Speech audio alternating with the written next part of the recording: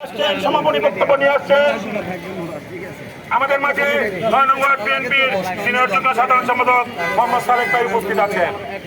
এই পর্যায়ে সমাপনী বক্তব্য নিয়ে আসছেন দারুস সালাম থানা বিএনপির অন্যতম যুগ্ম আহ্বায়ক, দুঃসময়ের নেতা, রাজপথের নেতা, লাঠিগুলি টিয়ার গ্যাসকে যে তোয়াক্কা না করে রাজপথে প্রতিনিয়ত নেমে এসেছে, সেই বাবুল ভাই আপনাদের মাঝে বক্তব্য রাখবেন।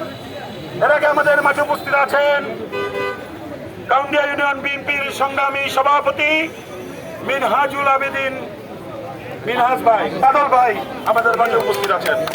দারুস সালাম থানা স্বেচ্ছাসেবক দলের সদস্য সচিব মিজানুর রহমান মিজান সহ নেতৃবৃন্দ উপস্থিত আছেন।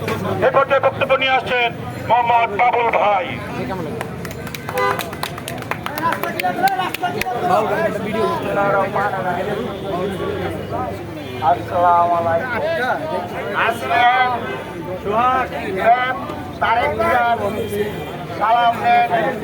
চাঁদাবাজি মুক্ত করে খালেদা জিয়ার চাঁদাবাজি মুক্ত করে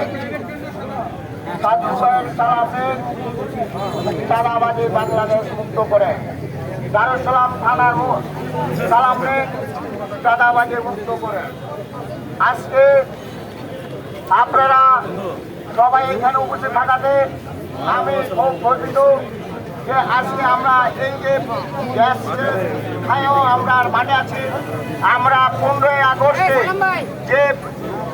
যে আগস্টের খরচার জন্য আবার রুকিয়ে দাঁড়াচ্ছে, আর যেখানে আপনার ছাত্রলীগ যুবলীগ যাদেরকে দেখবেন আপনারা আমাদেরকে খবর দেবেন চাঁদাবাজি করলে, ইনশাল্লাহ আমি আর কিছু বলতে চাই না।